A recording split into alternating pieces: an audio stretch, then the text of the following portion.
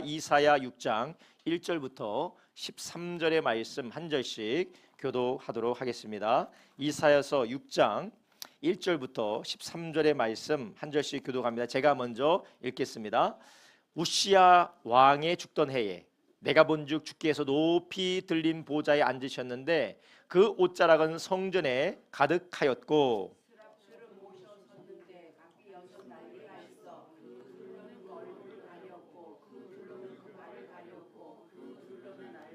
서로 창화하여 가로되 거룩하다 거룩하다 거룩하다 만군의 여호와여 그 영광이 온 땅에 충만하도다.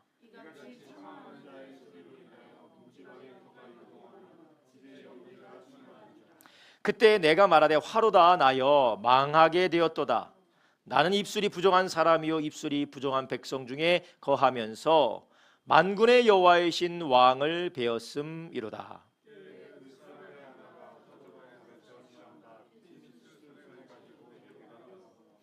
그것을 내 입에 대며 가로되 보라 이것이 너의 입에 닿았으니 너의 악이 제하여졌고 내 죄가 사하여 졌느니라 하더라.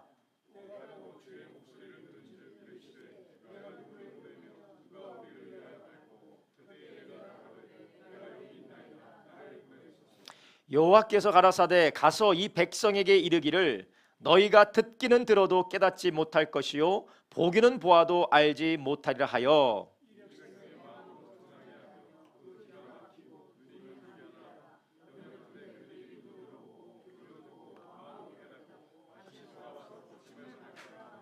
내가 가로되 주여 어느 때까지니까 대답하시되 성읍들은 황폐하여 거민이 없으며 가옥들에는 사람이 없고 이 토지가 전폐하게 되며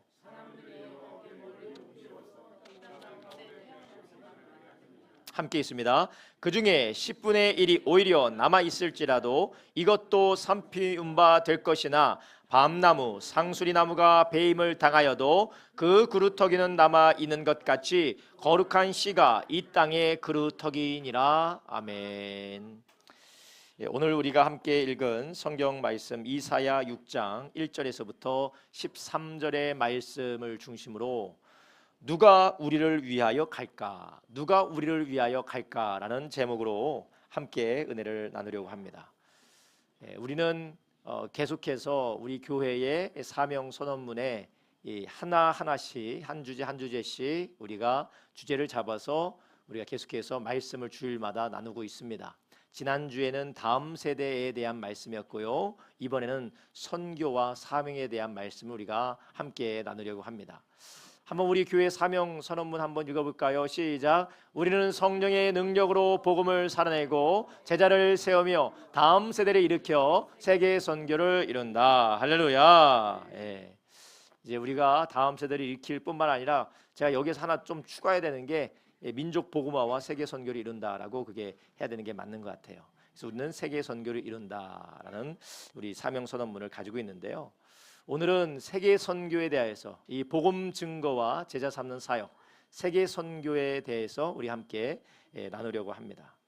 제가 월요일부터 금요일까지 몽골에 다녀왔습니다. 성도님들이 계속해서 기도해 주시고 또 격려해 주셔서 제가 4박 5일 동안 참 일정이 조금 타이트했어요. 8시에 시작하면 10시, 11시까지 일정이 끝나서 잠들고 눈 뜨면 또 다시 밥 먹고 일정 시작하고 잠들고 눈 뜨면 다시 일정하고 그렇게 돼서 좀 힘들다 그런 생각이 들었는데 우리 성도님들께서 기도해 주셔서 제가 아프지 않고 안전하게 잘 온 것 같습니다. 그리고 그 몽골에서 제가 한 가지 발견한 것이 있다면 하나님은 우리의 생각을 넘어서서 하나님의 나라를 위해서 지금도 역사하고 계시고 사람들을 준비시키고 계시는구나. 우리가 볼 때는 북한이 막힌 것 같고 북한이 어떻게 될까? 북한은 그냥 포기 상태로 놔둔 것 같지만 하나님은 그 북녘 땅에 있는 동포들과 지하 교회를 위하여 하나님이 이미 일을 하고 계세요. 몽골에서도 하고 계시고 일본에서도 하고 계시고 러시아에서도 하고 있고 한국에서도 하고 있습니다. 이걸 보면서 하나님의 일은 우리가 열심히 있고 우리가 능력 있다고 하는 것이 아니라 하나님이 하고 계시기 때문에 하나님이 하시는 일을 기대하고 우리가 동참하면 되는구나. 저는 그렇게 참 느끼고 또 감동을 받고 왔습니다. 오늘 우리가 읽은 본문도 그와 같은 맥락에 있습니다. 지금 이사야 선지서 가운데 우리가 6장을 읽었는데요. 이사야 선지자는 참 대단한 선지자입니다. 선지서 중에 에베레스트, 예언서 중에 에베레스트, 예언서 중에 왕이라고 불리는 책이 바로 이사야서예요. 그래서 예언서 중에서 예수님의 십자가 순환과 예수님의 재림의 역사와 예수님께서 다시 오셔서 만드실 하나님의 나라에 대한 그런 모든 예언들을 다 담고 있어요.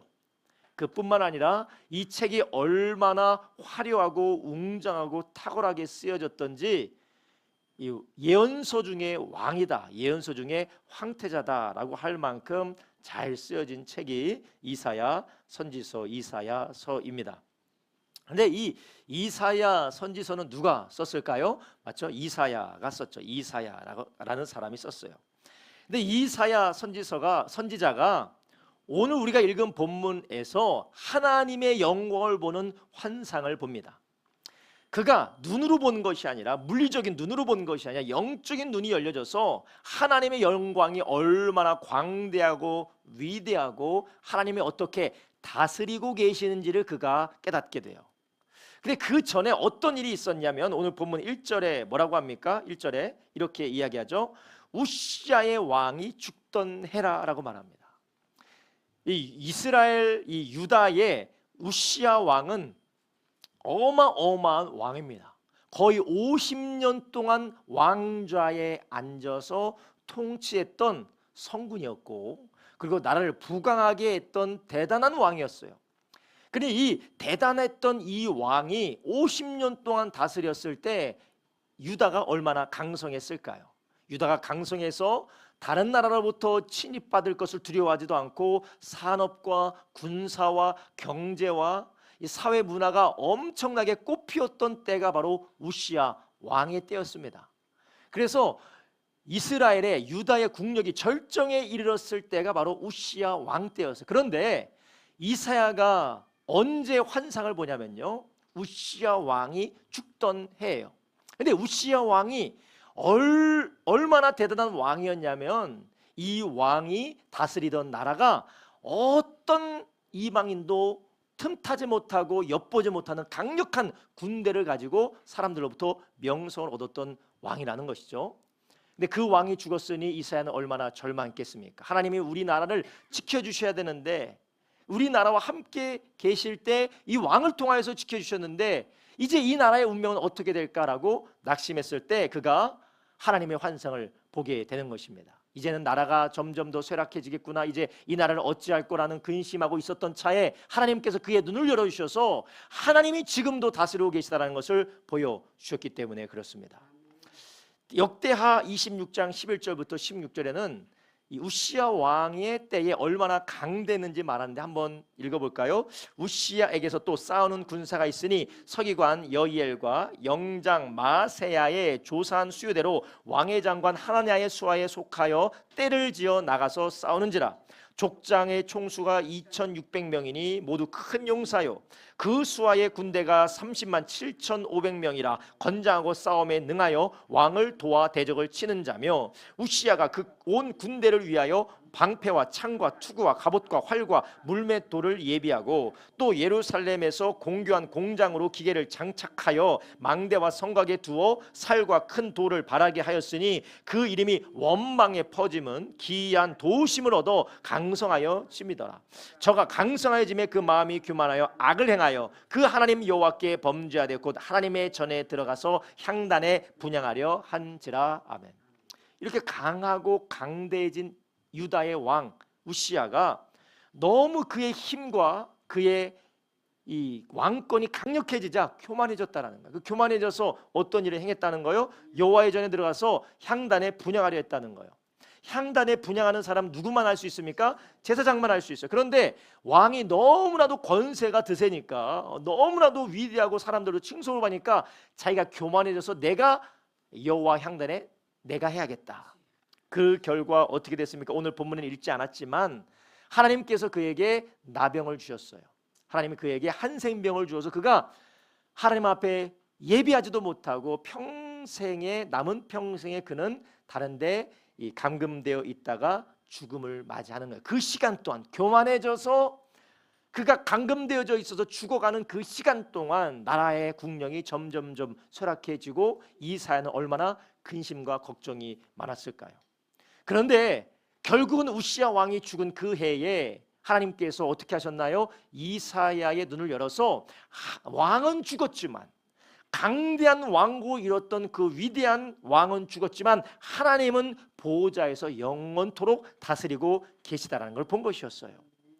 여러분, 우리는 우리의 삶의 모습이 또 나의 상황이 혹은 나라의 현실이 너무나도 힘들고 어려워 보이고 도저히 어떻게 해야 될지 모르겠다라는 그런 절망 가운데 있어 보일지라도 하나님은 보호자에 앉아서 다스리고 통치하시는 걸 믿으시길 바랍니다.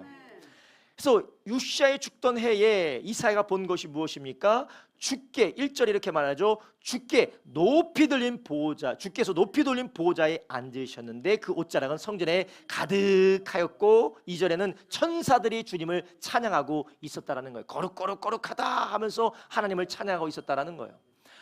인간의 왕은 죽었지만, 그 나라의 왕은 죽었지만 하나님은 여전히 다스리고 통치하고 계시다라는 것이에요.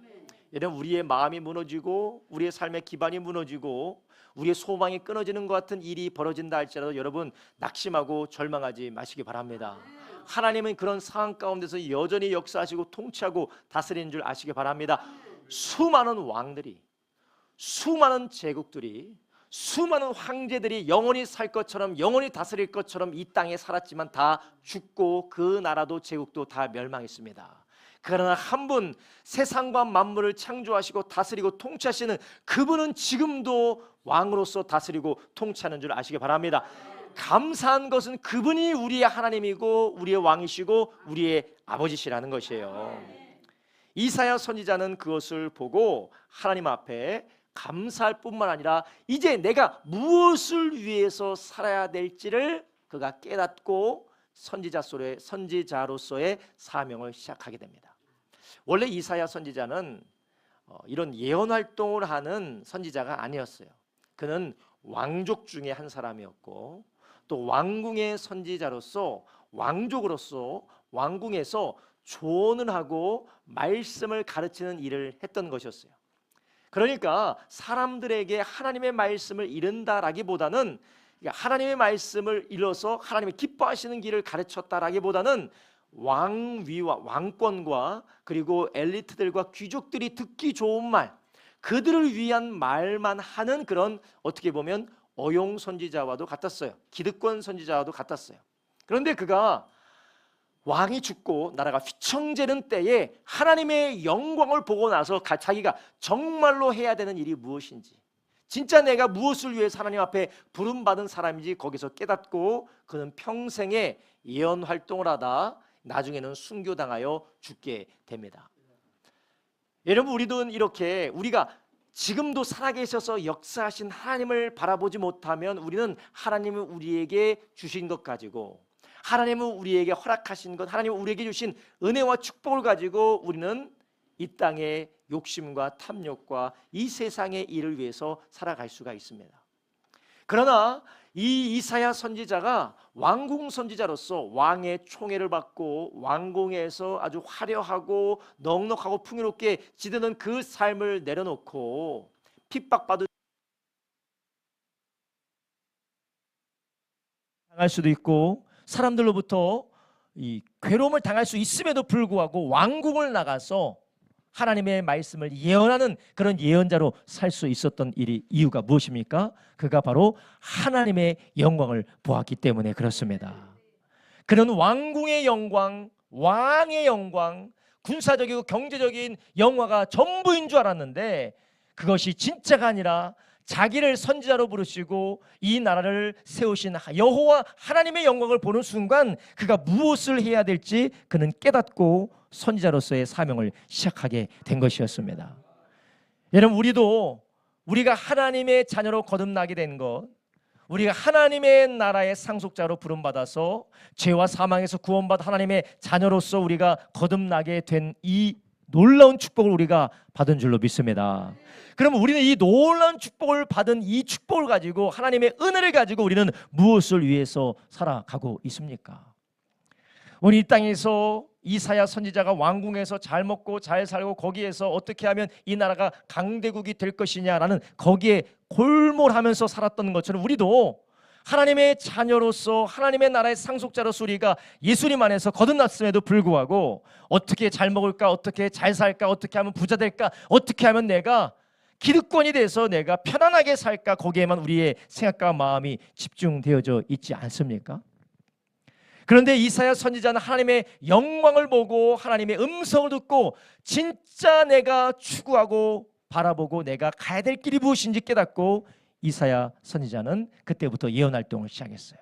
그리고 아다시피 제가 말씀드렸다시피 이사야 선지자는 선지서의 왕이요 선지서의 에베레스트라는 이사야서를 쓰고 그의 사역을 순교로 마무리하게 됩니다.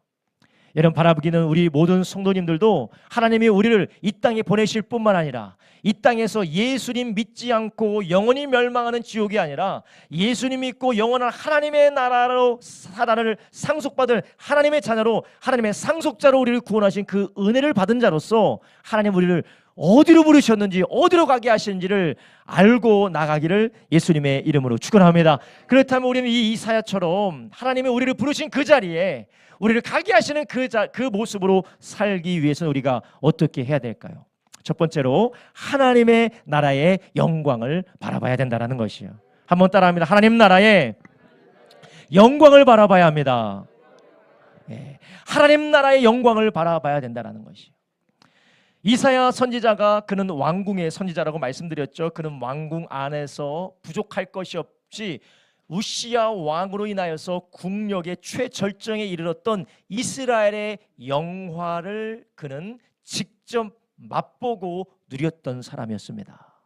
그리고 어찌 보면 그것으로 인하여서 그는 정말로 만족하며 그것을 추구하는 사람으로 살았을지도 모릅니다. 그런데 그가 가졌고 왕국에서 대접받으며 살았던 이 모든 것들이 아무런 쓸모없고 부정하고 이 모든 것들이 헛된 것이다라는 것을 깨닫게 계기가 무엇입니까? 바로 하나님의 영광을 봤을 때였어요.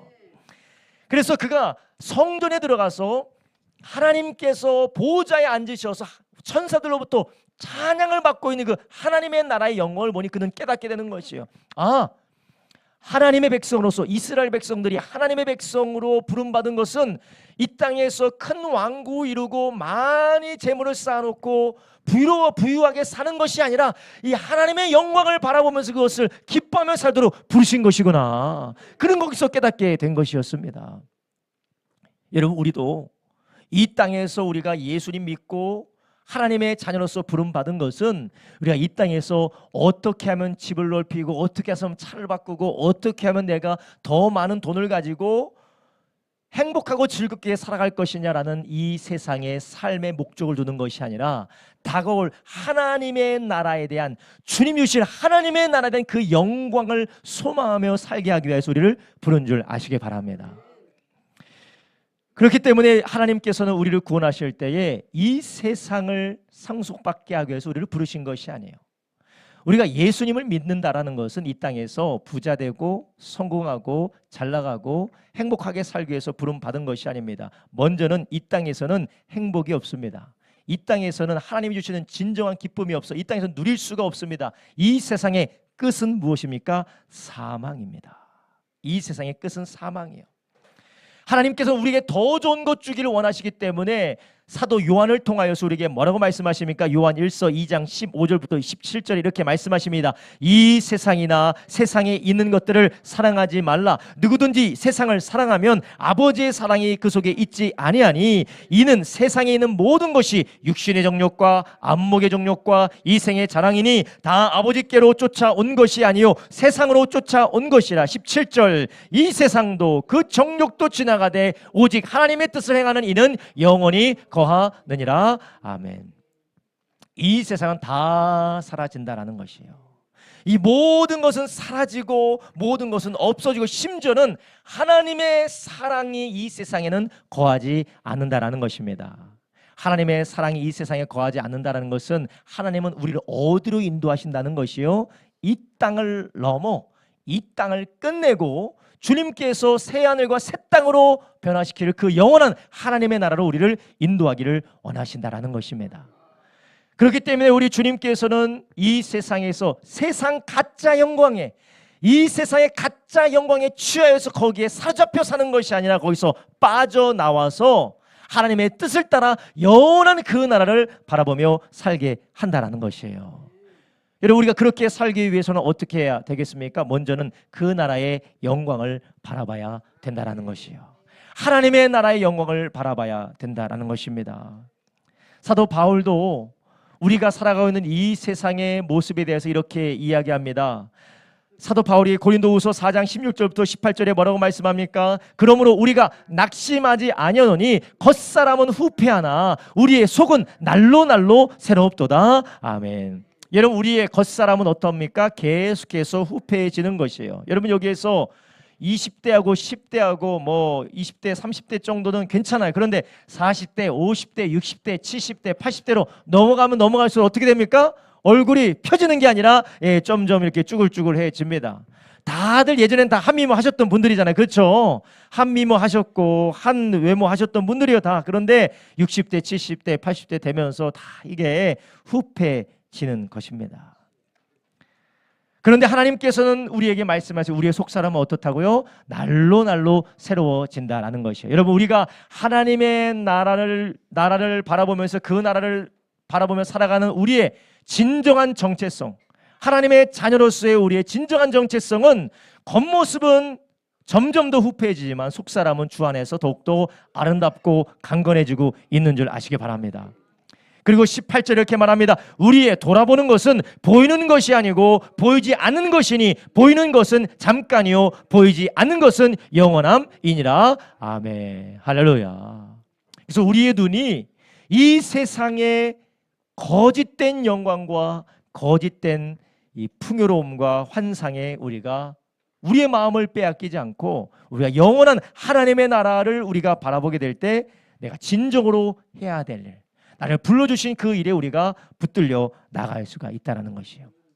여러분, 그렇다면 우리는 어떻게 하면 하나님이 우리를 위해서 예비하신 그 하나님의 나라의 영광을 우리가 볼 수가 있을까요? 그 나라의 영광, 그리고 그 나라의 우리를 위하여 하나님께서 우리에게 준비하신 것을 우리는 알 수가 있을까요?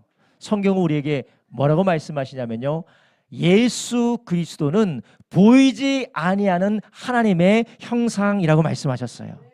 우리 예수님께서 우리에게 이 땅에 오셔서 아버지 하나님의 영광과 독생자의 영광으로서 우리 가운데 찾아오신 줄 믿으시기 바랍니다. 그래서 우리는 예수님의 말씀과 예수님이 하신 일과 우리를 위해서 이루신 그 예수님의 일을 묵상하며 그분의 하신 말씀 우리가 늘 바라보며 그것을 기뻐하고 즐거워할 때 우리는 그 안에서 하나님의 영광을 바라보고 우리의 길을 찾게 되는 줄 아시기 바랍니다. 그래서 우리가 예배를 통하여서, 말씀을 통하여서, 묵상을 통하여서, 찬양을 통하여서 예수께서 하신 일, 예수께서 우리를 위해서 이루신 일, 하나님께서 예수 그리스도 안에서 우리에게 허락하신 것을 찬양하며 감사하며 예배할 때마다 우리의 눈이 무엇을 봅니까? 마치 이사야가 성전 안에서 하나님의 영광을 바라봤던 것처럼 우리가 하나님의 영광과 그 나라의 영광을 보게 되는 줄 아시기 바랍니다. 여러분, 우리가 일주일 동안 세상에 살면서 돈과 성공과 자랑과 이 세상의 화려한 것을 우리가 늘 바라보다 보면 우리는 모두가 다 거기에 마음에 끌립니다. 그래서 좋은 차 보면 막 얼굴이 막 뒹그레져요. 좋은 차 보면 얼굴이 막 휘둥그레지고 눈이 막 커지고, 좋은 집을 보고 좋은 옷을 입은 걸 보고 좋은 가방을 맨 걸 보면 눈이 휘둥그레져서 막 부러워집니다. 왜 그렇습니까? 보기 때문에 그래요. 사람들은 다 보는 것과 듣는 것에 따라가게 되어져 있어요. 그래서 우리가 하나님의 말씀과 상관이 없이 주님이 하신 일에 대한 복음과 상관이 없이 우리가 매일매일 살아가다 보면 우리는 부러워하는 것이 돈이 부러워집니다. 하나님의 나라가 소망이 되고 주님이 우리를 위해서 하신 일과 그 나라에서 누릴 영원한 하나님의 나라의 영광이 소망이 되는 것이 아니라 돈, 부유, 성공, 권력, 파워, 여기에 우리의 마음이 끌리게 되어져 있어요. 이게 바로 우리의 모습입니다. 그래서 아까 우리가 읽었던 요한 1서 2장에서는 그것을 사랑하지 말라는, 하나님께서 그것을 사랑하지 말라, 그것을 바라보고 그것을 사랑하는 순간 하나님이 우리를 위해서 예비해 놓은 것이 우리가 볼 수 없기 때문에 그렇습니다. 사랑하는 우리 모든 성도님들, 우리가 하나님이 우리를 위해서 주신 것들을 보고 바라보고 나아가는 저와 여러분 되기를 예수님의 이름으로 축원합니다. 하나님께서 우리에게 주신 것들을 우리는 계속해서 바라보고 감사하고 기뻐하고 즐거워하며 살아가야 돼요. 여러분, 우리는 복음을 묵상하는 시간을 매일매일 가지고 계십니까?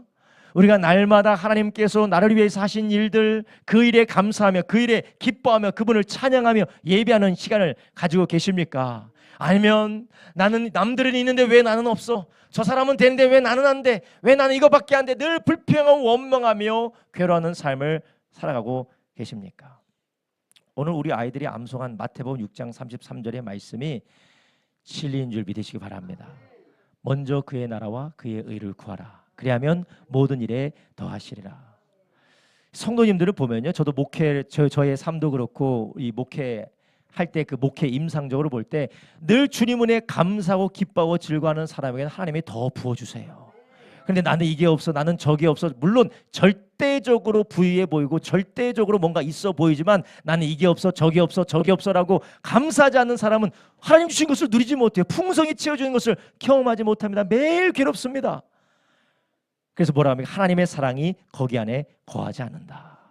사랑하는 우리 모든 성도님들이 다시 한번 하나님은 우리를 위해서 하신 일들과 우리 위해서 예비하신 그것들을 감사하면서 주님을 바라보고 하나님의 영광 바라보는 저와 여러분 되길 예수님의 이름으로 축원합니다. 우리가 하나님의 영광을 바라보게 될 때 이제 우리가 진정으로 사모하고 우리가 해야 될 일을 우리가 보게 되는 것이에요. 이사야 선지자가 하나님의 영광을 보는 순간 그가 뭐라고 고백합니까? 아, 화로다 나여, 내가 죽게 되었구나. 내가 부정한 입술이 부정한 백성들 가운데 살면서 내 입술이 부정하다라고 그가 하나님 앞에 탄식하면서 자기가 하나님 앞에 고백하고 있는 것입니다. 하나님의 영광을 보니까 이제 내가 어떻게 살아야 될지가 보이는 것입니다. 하나님의 영광을 바라보고 하나님께서 자기 자신을 위하여서 이스라엘을 위해서 하신 일을 볼 때에 얘가 무엇을 해야 할지, 무엇을 위해서 살아야 될지가 보여지는 것이에요. 귀하신 성도님들, 우리가 특별히 우리 사랑하는 자녀들이 자기의 진로와 자기가 무엇을 해야 될지 잘 모르잖아요. 이것이 좋을까 저것이 좋을까. 특별히 10대 후반 20대에 많은 고민을 하게 되는데 저는 확신하는 게 우리 자녀들이 하나님의 영광을 보면 자기가 해야 될 일을 보게 될 줄로 믿습니다. 하나님의 영광을 보면 하나님의 영광 안에서 하나님이 나에게 무엇을 원하시는 거기서 깨닫게 돼요. 여러분, 우리가 매일매일 주님의 영광을 볼 때 하나님께서 우리에게 또한 무엇을 역사하십니까? 바로 하나님의 마음을 알고 듣게 하시는 것이에요. 이사야 선지자는 하나님의 영광을 보고 내가 지금까지 살아왔던 것이 헛되고 내가 지금까지 살아왔던 것이 부정한 삶을 깨달았을 뿐만 아니라 거기서 그치지 않았어요. 거기에서 하나님의 마음의 음성을 듣게 된 줄 아시기 바랍니다. 우리는 이사야처럼 우리가 하나님이 우리에게 주신 그 사명을 따라 살기 위해서는 우리는 두 번째로 하나님의 마음을 들여야 된다는 것이에요. 오늘 본문에 보니까 이사야 선지자가 하나님의 영광을 보고 야, 나로 부정한 자구나, 내가 이 부정한 입술을 가지고 부정한 백성 가운데 살았구나라고 그가 탄식할 뿐만 아니라 그 다음에 8절에 이런 일이 있어집니다. 8절 한번 읽겠습니다. 시작. 내가 또 주의 목소리를 들은즉 이르시되 내가 누구를 보내며 누가 우리를 위하여 갈고 그때 내가 가로되 내가 여기 있나이다, 나를 보내소서. 아멘. 이전에도 하나님이 누가 나를 위해서 갈 거라고 부르지 않았을까요? 옛날에도 하나님께서 이사야에게 그리고 수많은 사람들에게 나를 위해서 누가 갈 거라고 하나님이 부르시지 않으셨을까요? 그랬을 것입니다.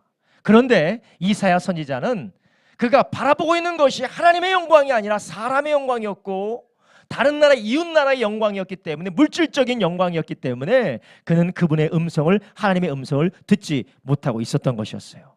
근데 그가 하나님의 영광을 보고 이제 그분의 영광을 따라 그가 무엇을 위해서 살아야 될지, 그가 어떻게 살아야 될지 분별하는 순간 그때 어떤 역사가 일어납니까? 하나님의 말씀이 들려지기 시작하는 것입니다. 사랑하는 성도님들, 우리가 하나님께서 우리에게 보여주신 그 영광을 바라볼 때 우리는 그때 우리에게 들려지는 게 있어요. 무엇이 들려집니까? 하나님이 우리에게 주신 지상 명령이 들려지게 되는 것이에요. 내가 이 땅에서 어떻게 하면 부자 되고 어떻게 하면 안정감 있게 살고 어떻게 하면 내가 편안하게 내가 하고 싶은 거 다 하면서 돈 때문에 걱정하지 않고 돈 때문에 서럽지 않고 내가 다 하면서 살아갈까? 거기에 취하여 있던 삶에서 하나님의 영광을 보니 아, 이상은 지나가는 것이구나. 아무것도 아니구나. 하나님이 우리를 위해서 한 영원한 나라를 예비하셨구나라는 것을 우리가 깨닫는 순간 물리적인 귀는 여전히 똑같은데 귀의 청력은 여전히 똑같은데 그때 우리가 하나님의 목소리를 듣게 되는 것이 어느 목소리입니까? 누가 나를 위해서 가겠느냐.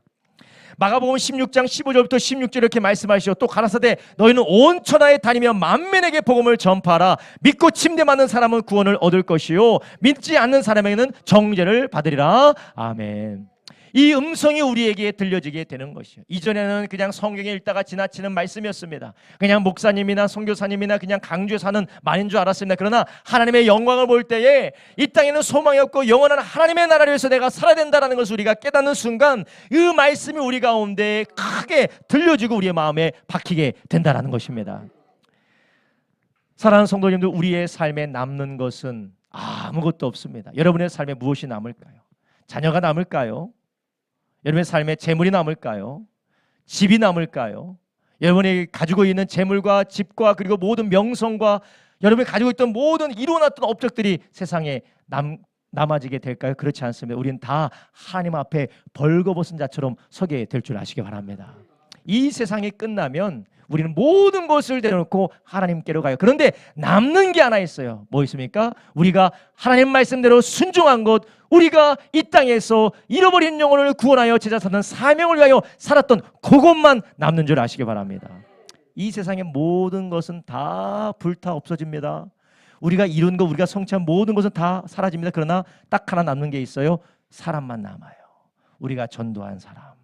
우리가 전도해서 예수 믿고 구원받은 그 사람은 우리가 데리고 어디 갑니까? 같이 하나님 나라 가는 줄 아시기 바랍니다. 그래서 바울이 자기가 섬기고 자기가 제자 삼았고 자기가 선교한 사람들, 그 사람을 뭐라고 합니까? 너희들이 나의 면류관이다 라고 하는 거예요. 너희들이 나의 면류관이다. 너희들이 나의 기쁨이고 너희의 나의 면류관이다. 이 세상 것은 면류관이 아니고 너희들이 나의 면류관이다 라고 말하는 것이에요. 여러분, 우리는 하나님의 마음을 듣고 그 마음을 따라 우리에게 맡겨주신 것을 다시 한번 듣고 붙들기를 예수님의 이름으로 축원합니다. 할렐루야. 제가 이번에 몽골에 갔잖아요. 이제 몽골에 가서 어떤 이야기를 들었냐면요. 이미 뭐 사진을 띄워줘서 감사합니다. 저기 사진에 제가 가운데 있고 옆에 있는 사람들이 한국 사람일까요? 몽골 사람일까요? 다 몽골 사람 같아요? 예, 다 몽골 사람이에요. 다 몽골. 저 빼고 다 몽골 사람인데요. 저분들이 다 목사님이세요.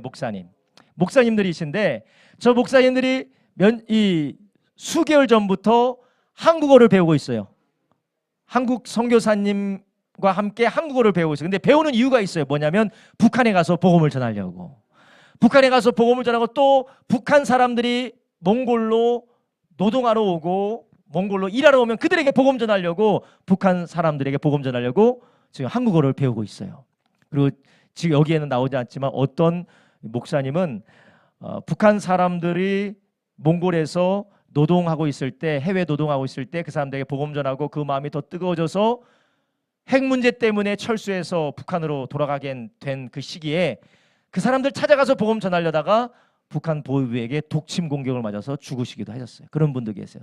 기차에서. 그래서 몽골 정부에게 북한이 뭐라고 했느냐? 시체는 돌려주겠다. 그러나 해부하지는 말아라. 왜냐하면 거기에 독이 있기 때문에. 그래서 그런 이야기를 들으면서 제가 깨달은 게 무엇이? 이 사람들인 이 한국에 있는 많은 사람들은 하나님의 마음과 하나님의 목소리를 듣지 못하지만 이 사람들은 여기에서 하나님의 음성과 하나님의 목소리를 듣고 일을 하고 있는 사람이 있구나.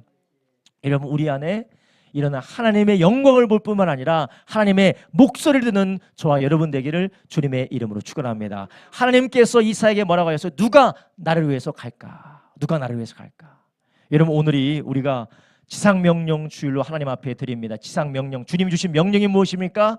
모든 민족에 가서 제자 삼아라. 너희가 하나님의 복음, 이 은혜의 복음을 모든 민족에게, 천하 만민에게 복음을 전파하라. 그럼 믿고 침례받는 자는 구원을 얻게 될 것이다. 여러분, 우리에게 하나님은 뭐라고 지금 말씀하십니까? 우리의 가족, 우리의 친구, 우리의 이웃들에게 복음을 전하라는 것이에요. 하나님께서 우리의 친구들, 우리의 이웃들, 우리의 가족들에게 복음을 전하여서 그들이 예수님 믿고 돌아올 수 있도록, 물론 우리가 설득한다고 되는 것은 아니에요. 우리가 그 사람들의 마음을 바꿔놓을 수는 없습니다. 그러나 우리가 하는 복음 증거를 통하여서 하나님이 역사하실 줄로 믿습니다. 하나님께 다 달려있지만 하나님은 우리에게 그것을 맡겨주셨다라는 것이에요. 여러분, 오늘 이 지상명령 주일 안에, 이 주일 가운데 여러분들이 여러분들의 가족을 향하여서, 여러분들의 이웃을 향하여서, 여러분의 직장 동료를 향하여서 예수님을 모르는 사람들 향한 아버지 하나님의 마음이 여러분에게 들려지고 여러분에게 임하기를 예수님의 이름으로 축원합니다. 몽골 사람이 전혀 관계가 없어요. 그런데 그 몽골 사람이 어느 날 뉴스에서 무슨 얘기를 들었느냐, 몽골 목사님이 북한 아이가 태어나면 700g 정도 된다는 이야기를 듣고 마음이 너무 아파서 내가 이 아이들을 어떻게 섬길 수 있을까? 이 사람들에게 어떻게 복음을 전할 수 있을까? 그 사람들 어떻게 섬길 수 있을까? 그 마음을 가지고 기도해서 북한을 가려고 했는데 몽골 사람이 얼마나 돈이 있겠어요. 돈도 없으니까 갔다가 돈 떨어서 못 가고 돈 떨어서 못 가고 하다가 하나님께 기도를 했대요. 하나님, 나에게 그런 마음을 주셨으면 할 수 있도록 도와주셔야 되는 거 아닙니까? 왜 나에게 그런 마음만 주시고 북한 사람 못 만나게 하십니까? 그러자 하나님께서 기도할 때 어떤 감동을 주셨느냐? 네가 북한 사람에게 가는 게 아니라 내가 너에게 북한 사람들 보내겠다. 그런 감동을 받았대요. 그래서 그 기도하고 몇 년이 지나서 어느 날 울란바타르에 있는데 친구 목사님이 얘기하더래. 야, 우리 옆에 공사장인데 거기 북한 사람들이 일을 하고 있어. 그 얘기를 듣고 나서 진짜인가 가봤더니 맞대요. 그래서 그 사람들에게 뭐 말도 못 알아들었지만 먹을 거 갖다 주면서 복음도 전하고 여러 가지 일을 해서 나중에는 교회도 찾아오고 북핵 문제 때문에 철수하게 될 때 내가 몽골에 다시 돌아오면 제일 먼저 당신 교회와 당신을 찾아오겠습니다라고 이렇게 한 사역도 있다고 제가 이야기를 들었습니다. 여러분, 이렇게 하나님의 마음을 듣는 사람들을 통하여서 우리가 구원받지 않았습니까? 하나님의 마음을 듣는 사람들을 통하여서 선교사가 이 땅에 오고, 하나님의 마음을 듣는 사람을 통하여서 전도자가 우리의 집을 찾아오고, 하나님의 마음을 듣는 사람을 통하여서 우리에게 끝까지 복음 전하고 양육하고 여기까지 하나님이 우리를 인도하신 줄로 믿습니다. 그렇기 때문에 우리도 그 하나님의 마음을 들어야 되는, 하나님의 마음을, 그분의 마음이 무엇입니까? 잃어버린 영혼을 구해야 된다는 것이에요. 여러분, 우리 주변에 잃어버린 영혼이 얼마나 많습니까? 제가 지난번 지상명령 주일날 전도 대상자를 제가 다 받아서 제가 다 가지고 있습니다. 강상래 집사님, 장경수님, 고태강님 지인이라고 써놓은 것도 있고, 여기에 쓴 분들 제가 다 아직도 가지고 있어요. 여러분, 이 분들을 향하여서 우리가 2월 달에 우리가 그런 마음을 가지고 지상명령 주일을 가졌으니 우리가 계속해서 이제는 10월 달에 우리가 전도 축제를 할 텐데 그때까지 계속 그런 마음을 가지고 전도하고 그분의 마음을 가지고 찾아가고 섬기는 저와 여러분 되길 주님의 이름으로 축원합니다. 할렐루야. 그래서 제가 오늘 전도 대상자를 다시 나눠드리고 또 전도 대상자를 어떻게 섬길 것인지에 대해서 제가 광고 시간에 말씀을 드리겠지만, 오늘 기도하며 오늘 예배하는 가운데 하나님의 마음이 그 영혼들을 향한, 잃어버린 영혼을 향한 하나님의 마음이 저와 여러분에게 있기를 주님의 이름으로 축원합니다. 첫 번째로 우리가 하나님의 영광을 보고, 두 번째로 하나님의 마음을 알아야 되고, 마지막으로 우리는 하나님의 계획을 신뢰하기를 주님의 이름으로 축원합니다. 세 번째, 하나님의 계획을 신뢰해야 된다는 것이에요. 오늘 본문에 보면 이사야 선지자가 뭐라고 합니까? 이사야 선지자가 제가 가겠습니다. 하나님, 누가 나를 위해서 갈고 그렇게 말씀하셨다면 제가 가겠습니다. 그러니까 하나님이 뭐라고 하세요? 그래, 네가 가더라도 듣는 사람이 없을 것이다. 아무리 이야기해도 그들은 듣기는 들어도 깨닫지 못할 것이다. 보기는 보아도 알지 못할 것이다. 하나님이 그 말씀을 하세요. 그러자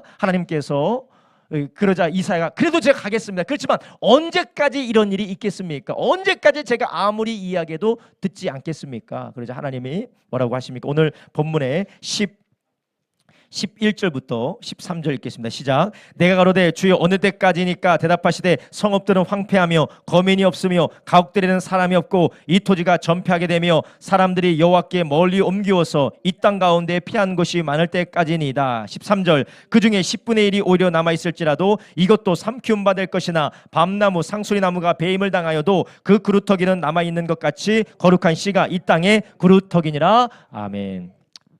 하나님도 부정적인 이야기를 하시고, 이사야도 그러면 이거 어떻게 되는 것입니까? 언제까지 그럼 이런 일이 생기겠습니까?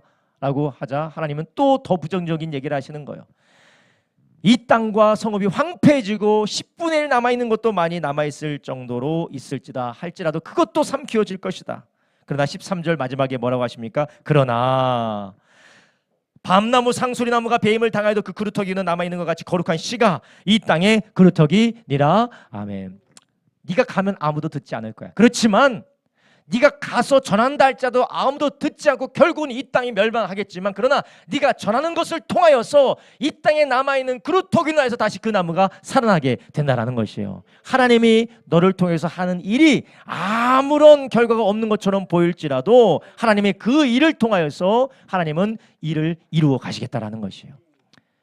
귀하신 성도님들, 우리가 하나님의 복음을 들고 그분의 마음으로 갈 때 받아들이는 사람 없어요. 환영해 주지도 않습니다. 오히려 이상한 사람 취급하고 미친 사람 취급하고 오히려 말 꺼냈다가 나의 사회적인 명성이나 지금까지 쌓아올렸던 이미지만 망가지는 경우도 있을 것입니다. 그렇지만 하나님께서는 그 일이 헛되다고 말씀하지 않았어요. 거룩한 씨가 이 땅의 그루터기가 된다라는 것처럼 우리가 하는 복음 전도와 우리가 하는 전도, 우리가 하는 사랑과 우리가 하는 하나님 말씀의 순종을 통하여서 하나님의 나라가 임하게 될 줄로 믿습니다. 여러분, 우리는 내가 힘이 없고 능력이 없고 내가 약하고 나는 할 수 없다라고 이야기를 합니다. 그러나 하나님 우리에게 뭐라고 말씀하십니까? 너희는 먼저 그의 나라와 그의 의를 구하라는 것이요. 내가 없는 것 가지고 못한다고 하지 말고, 내가 없는 것 가지고 할 수 없다고 하지 말고 너희는 먼저 그의 나라와 그의 의를 구하라. 그러면 하나님께서 모든 것을 더하신다. 마태복음 6장 33절에 말씀하지 않습니까? 너희는 먼저 그의 나라와 그의 의를 구하라. 그래야만 모든 일에 더하실 것이다. 바로 우리 모든 성도님들, 하나님께서 우리에게 보여주시는 그 하나님의 영광을 바라보며 우리가 어디로 가야 될지, 여러분, 이 땅에서 우리는 영원히 사는 것 아닙니다. 우리가 가져가는 것은 주님의 말씀에 순종하고 주님의 복음으로 구원한 영혼들과 함께 하나님 나라에 가는 것밖에 없습니다. 영원히 하나님의 나라에서 사는 것, 그 영광을 위해서 살아가는 저와 여러분, 그 나라를 위해서 우리에게 맡겨주신 그분의 사명을 붙들고 하나님의 마음을 따라 살아가는 저와 여러분 되기를 예수님의 이름으로 축원합니다. 할렐루야. 기도하겠습니다. 하나님께서 여러분에게 보게 하시는 전도 대상자가 누굽니까? 하나님께서 우리를 통하여서 누구에게 가게 하기를 원하십니까? 누가 나를 위해서 가고 누가 나의 마음을 따라 가서 전할까? 하나님, 나를 보내 주시옵소서. 하나님, 우리를 보내 주시옵소서. 우리가 하나님의 마음을 가지고 이 세상 헛된 영광에 취하여 세월 낭비하지 아니하고, 하나님, 이 세상의 헛된 영광에 마비되어서 하나님 우리의 귀한 달란트와 귀한 축복을 허비하지 아니하고 우리의 주신 그 생명 가지고 복음 가지고 잃어버린 영혼에게 우리에게 가겠습니다. 주여, 우리를 사용하여 주시옵소서. 하나님 아버지, 오늘 말씀을 듣고 결단한 우리 성도들, 말씀을 듣고 결단한 우리 모든 성도들 한 사람 한 사람 주여 길을 열어주시되, 하나님 주님의 영광을 보고 우리가 무엇을 위해서 살아야 될지, 내가 어떻게 복음 들고 가야 될지 주님 앞에 결단하는 오늘의 예배가 되게 하시니 감사를 드립니다. 주여, 구하는 자들에게, 그의 나라와 그의 의를 구하는 자들에게 모든 것을 도와신다 하였사오니 주여, 우리에게 힘주시고 능력 주셔서 이 복음을 가지고 나갈 수 있도록 성령님 역사하여 주시옵소서. 감사드리며 예수님의 이름으로 기도드렸사옵나이다. 아멘.